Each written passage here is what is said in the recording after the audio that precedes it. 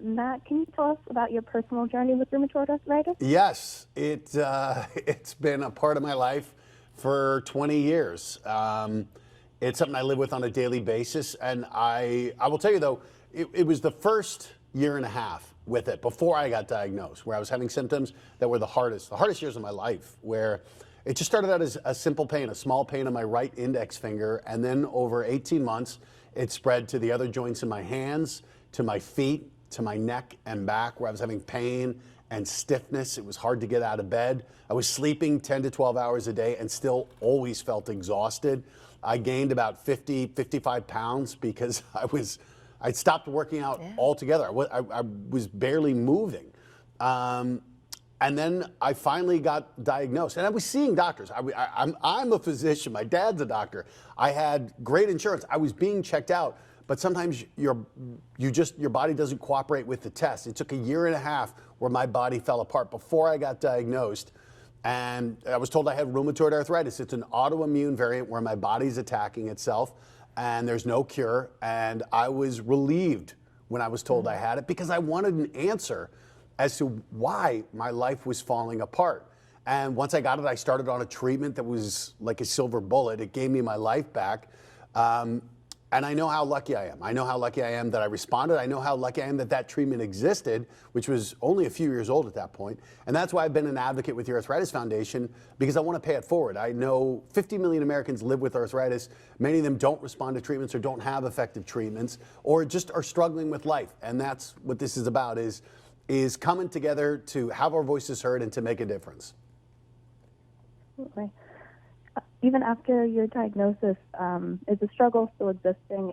Is it something that's ever impacted your hosting or presenting on American Ninja Warrior? Or well, it is who I am now. It's a big part of my life, and you know, I try not to let it define me. But the reality is, my feet look like a troll's feet. I look like I was kickboxing with a cement wall and lost. I can't run. I can't do high impact stuff, but I can host the most active show on television. I'm flying cross country every week to do a different show, live rescue on A&E. So it doesn't define me. It doesn't stop me from still leading a full life. But you have to be aware of it. You have to know what treatments are, and you have to take care of yourself and understand how rheumatoid arthritis and arthritis doesn't just impact the body. It impacts your entire life, and especially the emotional toll. And I think that's what this study has really helped illuminate. Absolutely. What can you tell us about the Mandate for Action report, and what key findings should we be taking away from it? Yeah, really, the point Matt just made came out so loud and clear in this Mandate for Action. What it really does is it takes stories like his and it amplifies them through the power of many stories, the power of data. It's the largest assessment the Arthritis Foundation's ever done, one of the largest in the world, of looking at the human toll of arthritis on people's lives through a quick online assessment at arthritis.org/insights. But what we learned is that the study is that the disease is absolutely devastating to so many people. You know, we associate pain with arthritis, but it permeates people's lives in ways that Matt described a minute ago. Sleep, fatigue, energy. People have trouble maintaining a career, doing their family activities. It leads to mental and emotional issues. I was particularly struck by the fact that in the study, about 50% of people said they couldn't even walk a lot of days. Not walk for fitness, walk. It's a very fundamental impact on people's lives, and it's something we have to take seriously. Absolutely.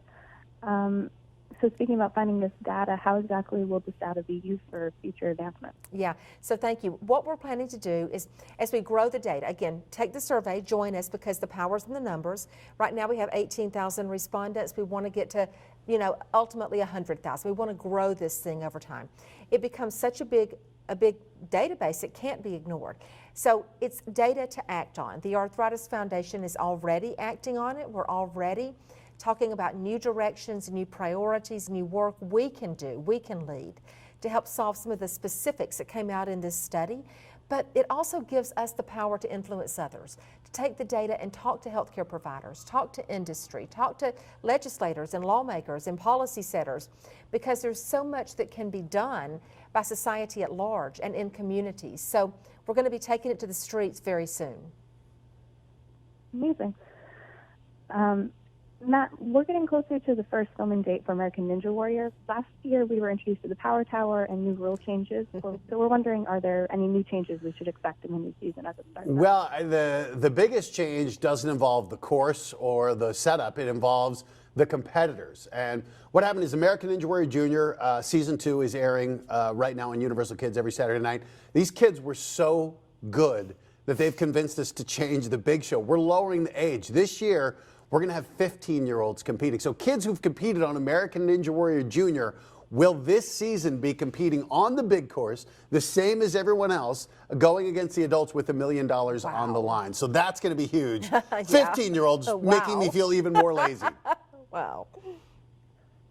That's incredible. What's it been like casting these new competitors? I mean, it's kind of a whole different ballgame. Well, one of the greatest things was it was just a couple weeks ago we made this decision. I got to call these kids, and I called one of them at the gym where he was training with all his friends.